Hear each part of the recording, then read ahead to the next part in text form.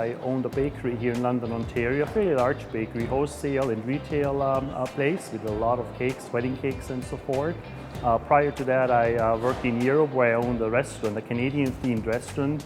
I worked in numerous hotels across the world, traveled intensively.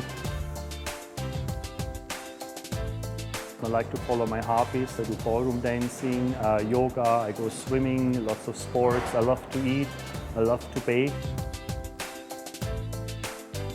For me, is to see when students put their creativity behind it, when I see how the students are learning and benefiting from what I gathered and learned over the years. And it's very gifting. It's like getting a present.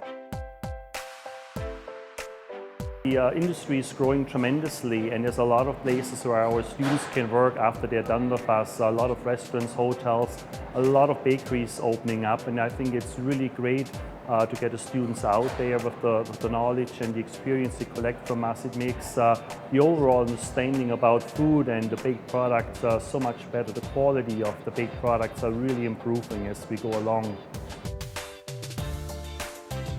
The first thing I always tell my students is be respectful of each other, put a lot of effort behind your dreams. When I see the final product and the pride the students have behind it, that's about the best for me.